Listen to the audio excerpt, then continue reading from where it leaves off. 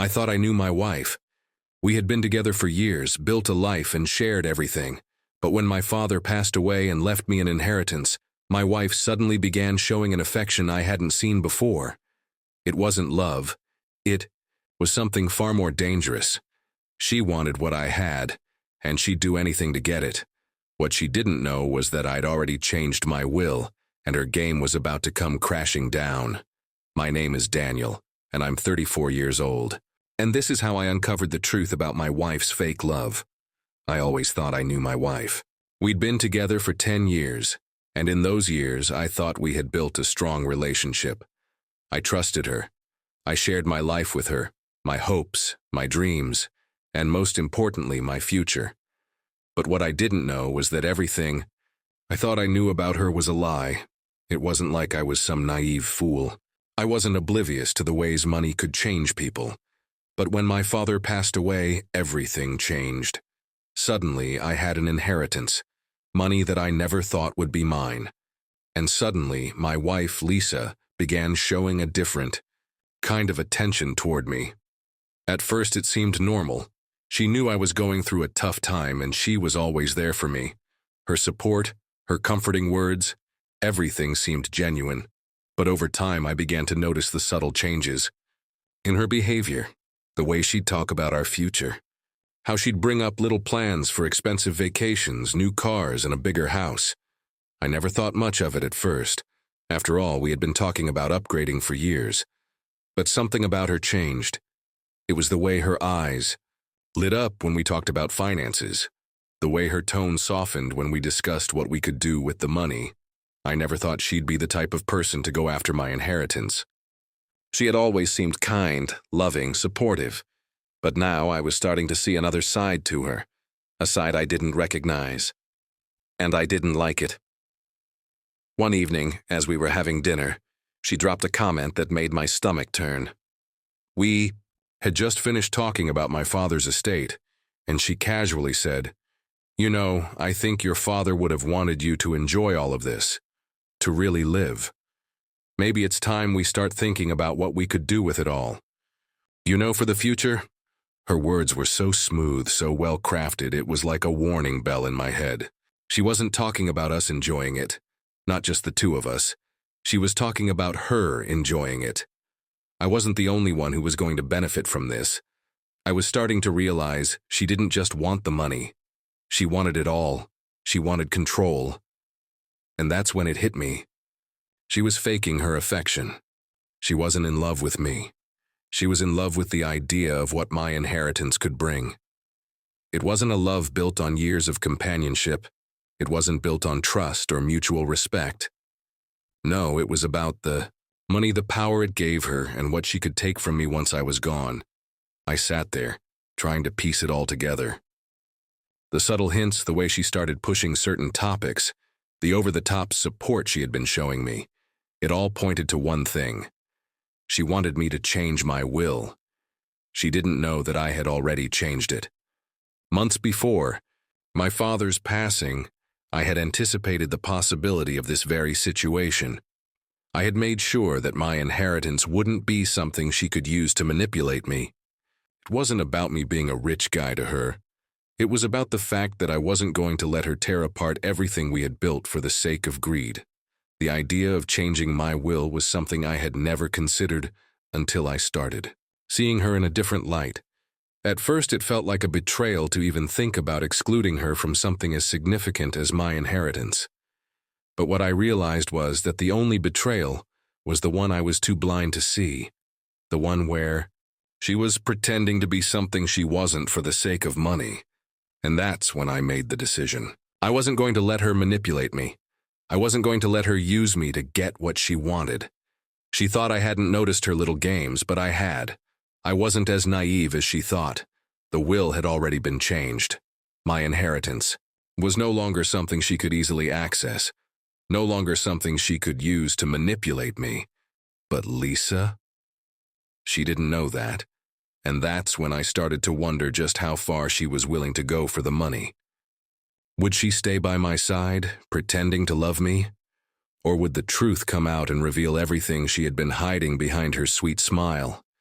The more I thought about the way Lisa had been acting, the more certain I became that something was off. I couldn't shake the feeling that she was playing a long game, a game I wasn't a part of. And the worst part? I couldn't tell if she even knew how transparent she was being. I decided to test her. Slowly, I began to mention my father's estate again in casual conversation. Nothing obvious, nothing too direct, but enough to gauge her reaction. I'd talk about his old house, mention a random detail about the will, or comment on something I'd learned about the inheritance process. Each time I watched her carefully. At first, she played along like she always had. Sweet, supportive, asking questions, showing interest. But then I noticed something chilling. As I mentioned details about my father's estate, like the fact that his wealth wasn't just in cash but in investments, property, and some assets that would require careful management, her eyes would narrow slightly. She'd smile, but it was different from before. There was something calculating behind that smile. It didn't take long before she started dropping hints about what she deserved. Not in the context of our relationship, but in terms of what was coming to her once I inherited everything. She'd say things like, well, we could really do something great with the money if we get it. Or maybe we should start thinking about where we'll travel once everything is settled. The more I heard her, the more I realized that it wasn't we she was talking about. It was her. Her greed was starting to show in little, almost imperceptible ways. She was no longer just my loving wife. She was someone who saw an opportunity to secure her future, regardless of what that meant for me or our relationship. And I knew it. I knew she was faking affection. Her love wasn't for me. It was for what I could give her. And that was a realization that cut deep. I had to be careful. The will I had changed months ago was watertight. I had made sure that if something ever happened to me, Lisa wouldn't receive anything from my inheritance. Not a penny. I wasn't about to let her take my father's legacy for herself. But I couldn't just confront her. Not yet. I had to be sure. The next few weeks were full of tension. Lisa was still acting like nothing had changed. She'd still kiss me when she came home, still share dinner with me, still show affection, in the same way she had before. But I knew it was all a performance. She was faking it, pretending like everything was normal when I knew the truth. One evening after dinner, I sat on the couch trying to gather my thoughts. Lisa came over and snuggled up next to me like everything was fine. She rested her head on my shoulder, her voice soft as she asked, "So, have you heard from the lawyer yet? Is the will finalized?" I froze. The casual way she asked, the way she seemed so comfortable talking about it, was a clear sign she was already expecting the inheritance to be hers. I looked down at her, trying to keep my composure. No, not yet. But it should be soon. Good, she said, her voice smooth. I've been thinking about what we could do with all of that money. I think we should invest in some new properties, expand our portfolio, and maybe take a little vacation when everything settles down. Beach house would be perfect for us. Her words were so rehearsed, so predictable. She was already planning her life with my inheritance, as if it was a done deal, as if she had already secured her future. But what she didn't know was that I had already made sure that my money wouldn't be hers to control. The assets she was eyeing, everything she was imagining for her future, would be taken from her the moment the truth came out. That night, as I lay in bed, I couldn't help but feel a strange mix of anger and satisfaction. She had played me for a fool for so long, but now the tables had turned. I wasn't going to let her take advantage of me, and when I finally confronted her with the truth, I would make sure she understood that I wasn't the same man she had married. I had changed. My will, but the game wasn't over. Now it was time to see just how far she would go for money. Would she stick around, pretending to love me, knowing the truth? Or would her greed finally be exposed for everyone to see? The days that followed were tense, each one feeling like a countdown to something inevitable. I watched Lisa closely, studied her every move. The way she would smile at me after dropping those little comments about the inheritance. The way she would wrap her arms around me at night, pretending that Everything was fine. It made me sick to my stomach, but I couldn't confront her yet. Not without knowing everything. I'd started collecting more evidence of her behavior, texts, conversations, anything that could prove her real intentions. One evening, when she thought I was asleep, I found her phone on the bedside table. I'd never been the type to invade her privacy, but the moment felt different. The moment felt like it was slipping out of my control. I unlocked her phone, using the same code she had always shared with me, not suspecting that I would ever have reason to check. I dug through her messages, my heart pounding as I scrolled through the conversations. I wasn't prepared for what I would find. There were messages, long threads of them, with her best friend. In those messages, Lisa detailed every plan she had for the inheritance, how she was going to buy a new car, how she planned to take expensive trips, how she was already eyeing real estate in the city. What struck me, though, was her tone. She spoke about me as if I were nothing more than a tool to get what she wanted. Once the will's changed, he won't have a say in any of it, one message read. I've got him wrapped around my finger. He's just so gullible. My stomach twisted. It was everything I needed to confirm what I had suspected. The affection, the support, the late-night talks. It was all a facade. She wasn't loving me. She was just playing her part. I put her phone down gently, my hands shaking. In that moment, everything that had felt off about our relationship suddenly clicked into place. I had spent years building this life with her, trusting her with everything I had, and now I realized that all she had wanted was the money. She had played me perfectly, but I wasn't the fool I used to be. I wasn't going to let this continue. She thought she had me figured out. She thought that my inheritance was her golden ticket, but she had no idea how far I was willing to go to protect myself. The next few days were a mix of quiet anger and cold resolve. Lisa didn't seem to notice that I had uncovered everything. She went about her usual routine, kissing me goodbye in the morning, calling me at lunch, pretending like nothing had changed. But I knew. And soon, she would know that I knew. I set up a meeting with my lawyer. I made sure everything was in order, that my new will would hold up in court. I knew the time was coming to confront her, to reveal the truth and show her that her plans had backfired. And when the day arrived, I was calm.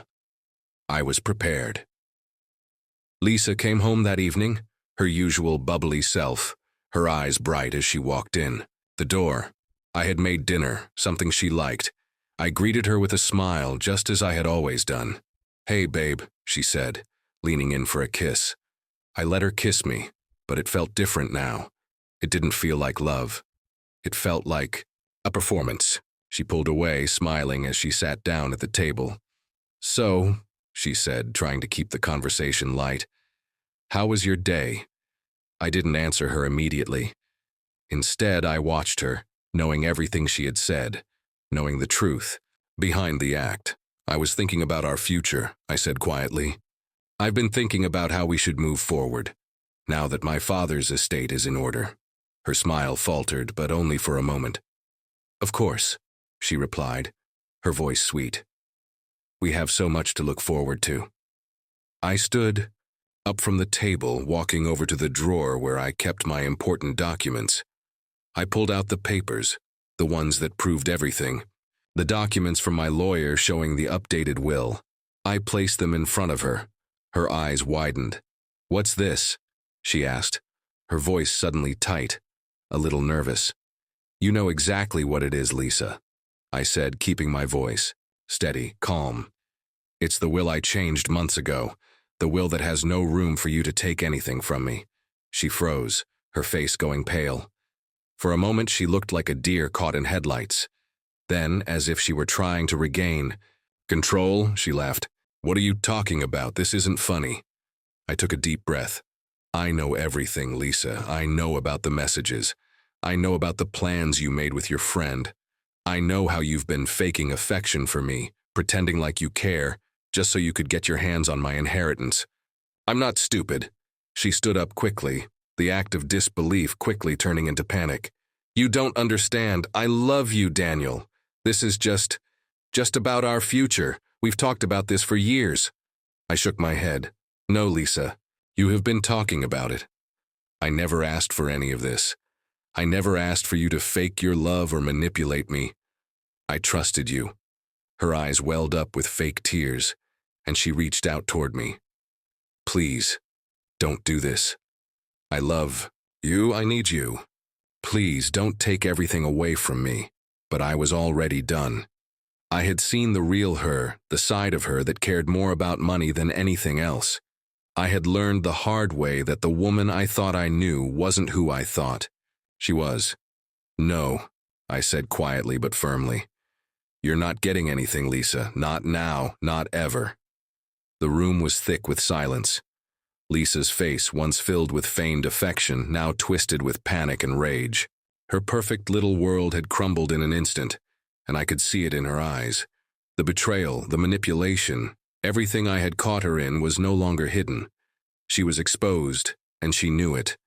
But the tears, the pleading, it was all a performance. I wasn't fooled anymore.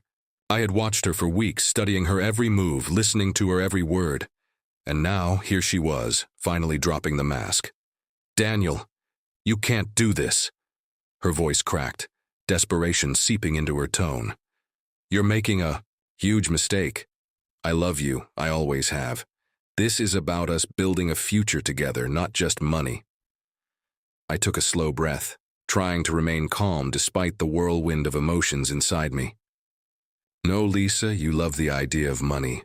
You love what it could get you. You don't love me. You've been playing me the whole time. Her eyes flashed with anger, and she stepped toward me as if she could make me feel guilty, as if I would suddenly see her point. But I didn't. I had already made my decision, and there was no turning back now. You don't understand, she said, her voice dropping to a near whisper, the anger replaced by a sickly sweetness. I've always been with you because I cared about you. You're just letting this inheritance cloud your judgment. We can still make this work. Just let it go. You'll see. I shook my head, taking a step back. You don't get it. This wasn't about the inheritance. This was about the fact that you've been using me for years. You saw my father's money, and all you could think about was how to get your hands on it. I let you in. I trusted you, and you've been lying to my face this entire time. She stood there for a moment, seething. But then something changed in her eyes.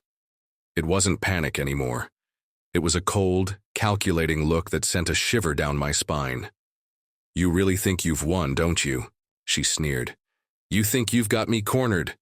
Well, guess what, Daniel? I'm not the one who's going to lose here. You've already made your decision, but you're wrong if you think this is over.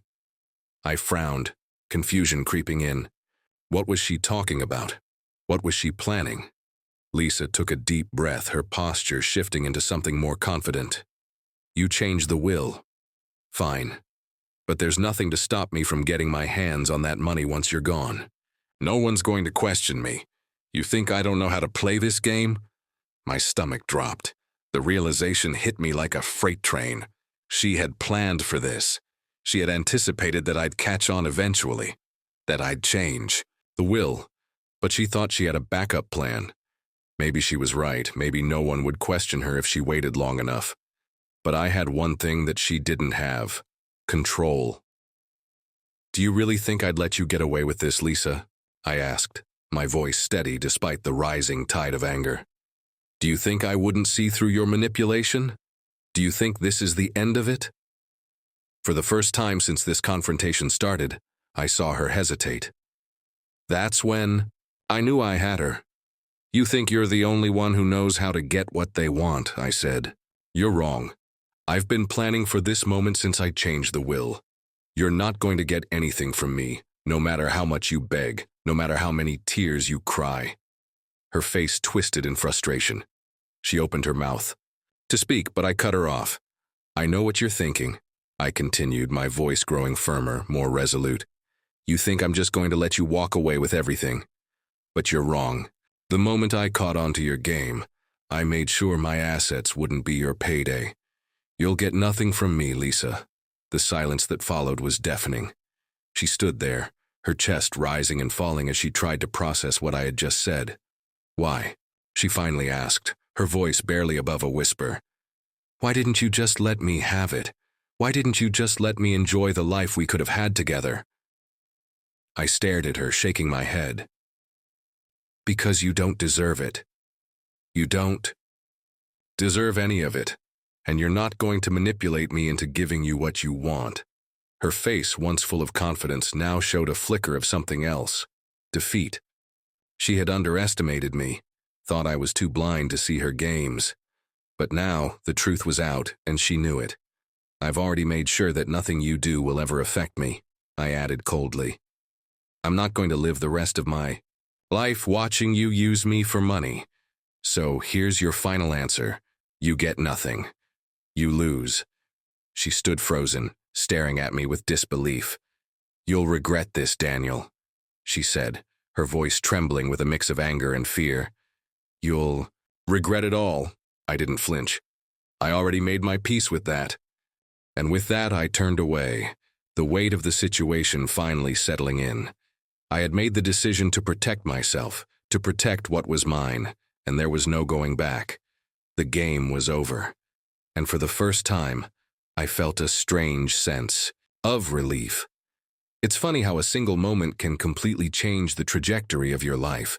The confrontation with Lisa had left me shaken, but as the hours passed, I began to feel something else. Relief. Relief that I had finally seen the truth.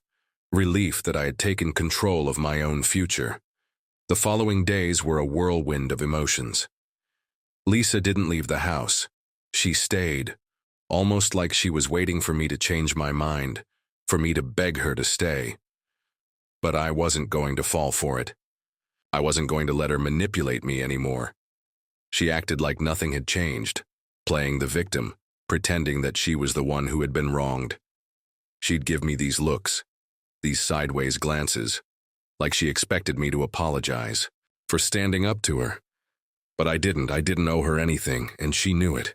The tension in the house was palpable. I could hardly sleep, barely eat, knowing that everything I had built, everything I had worked for, was on the verge of collapsing. The woman I had once loved, the woman I had shared everything with, was now the enemy. And it wasn't just about the money. It was about trust, about the lies she had woven into the fabric of our relationship. But even with everything weighing on me, I knew one thing.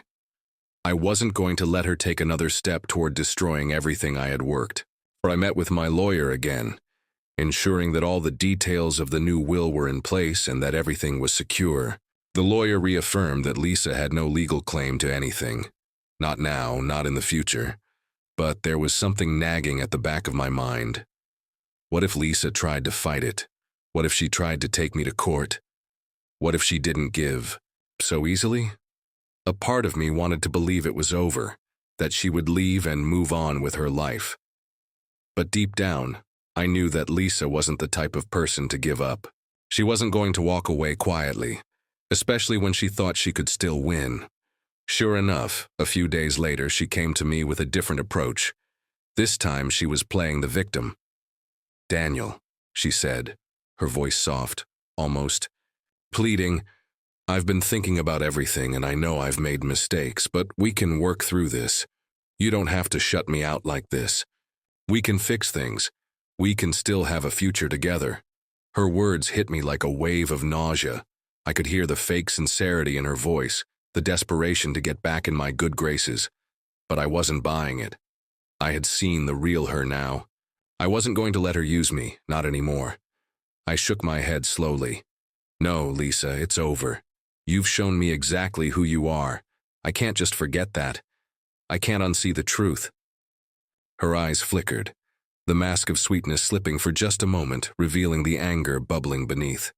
She took a step toward me, but I didn't flinch. "You'll regret this," she spat, her voice now cold and calculating. "You think you've won? You think you're in control? You're nothing without me. You'll be alone, Daniel. You'll see how much you miss me."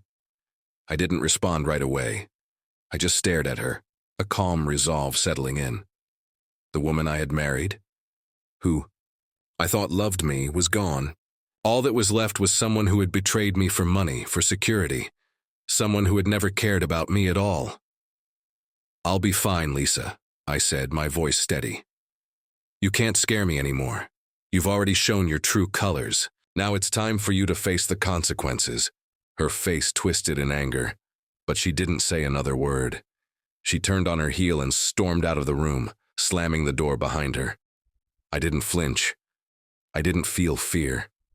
I just felt the finality of the moment. I had done what needed to be done. The next few days were tense, but it was clear that Lisa had made her decision. She wasn't going to fight me in the legal sense. She wasn't going to drag me through the mud. Instead, she left. She packed her things, took what little she had, and walked out of my life. In the aftermath, I felt a strange sense of calm wash over me. There was no more pretending, no more manipulation. She was gone, and for the first time in a long time, I felt free. The house felt empty without her, but there was also peace. The uncertainty, the fear that had lingered over me for so long was finally gone. I was no longer living in the shadow of someone who had only cared about what I could give her. I walked over to my desk, staring at the documents I had signed. With my lawyer, the will that would ensure that Lisa would never take anything from me. I smiled softly to myself. The game was over. I had played my cards right, and in the end I had protected myself. It wasn't just about money. It was about reclaiming my life, my trust, and my future. Lisa had underestimated me. She had thought she could manipulate me into giving her everything. But in the end, it was her who had lost everything. And I was finally free. After Lisa left, I spent days, maybe weeks, reflecting on what had happened. The house was quieter, emptier without her presence, but in a way, it was a relief. I had grown used to the tension, to the subtle manipulation that now seemed so obvious in hindsight. But I also felt a weight lift off my chest. For the first time in a long while, I could breathe without feeling like something was looming over. The betrayal had stung, but it was the kind of wound that needed to be cauterized. It was painful, but it was the only way forward. The legal process took its course. Lisa didn't contest the changes to my will, which was no surprise. She wasn't stupid. She knew she couldn't win this fight. But even as the weeks went by and I got back to my routine, I couldn't help but feel that part of me had been permanently altered. I had been wrong about her, wrong about who she was and what she really valued. I had trusted her with everything and she had taken advantage of it. But what I realized now, more than anything, was that this wasn't just a betrayal of trust. It was a wake-up call. It wasn't just about the inheritance. It was about recognizing my own worth, about taking control of my life again. I had spent so long letting someone else dictate the terms of my happiness, my future. But now, I was in charge. I threw myself into work like never before. The pain of the past months was still there, but it no longer defined me. I didn't need Lisa. I didn't need her manipulation or her false affection.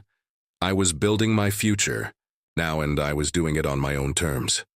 Months went by, and life slowly returned to normal. The emptiness that had once felt so suffocating began to fade. I filled my time with new projects, things that excited me, things that made me feel alive again. I focused on rebuilding, not just my financial security, but my sense of self. I had been shaken, yes, but I was stronger for it. One day, a few months after Lisa left, I received a letter in the mail. It was from her. I had no idea what it contained, but as I opened it, my stomach churned. In the letter, she apologized. It was an apology without real substance. She admitted her mistakes, said she was sorry for how things had played out. But there was no true remorse in her words. She was trying to save face, trying to make herself feel better. And while I appreciated the gesture, I wasn't moved by it. I knew this was her attempt to cover her tracks, to salvage whatever dignity she could. But I had moved on. I folded the letter carefully and set it aside. I didn't need closure from her. I didn't need her validation or forgiveness. What I had was enough. I had learned everything I needed to learn. It was a long time before I felt like I could truly close the chapter on Lisa. There were moments when I thought about the good times, the laughter, the memories we had shared. It hurt to let go, but I had to. There was no room for someone who had used me as a stepping stone to get what she wanted, and as time passed, I started to feel something I hadn't felt in a long time. Peace. I had regained control of my life, reclaimed my trust in myself, and moved past the person who had tried to tear it all down. The inheritance wasn't just about the money. It was a catalyst for me to see the truth. And now, as I stood on my own, watching my life unfold, I realized that the greatest inheritance I had was the freedom to make my own choices, to live my life on my own terms. I wasn't the man I had been before Lisa left. I wasn't broken. I was stronger, I was better, and in the end I had won, not because I had more money, but because I had reclaimed my power, my dignity, and my future.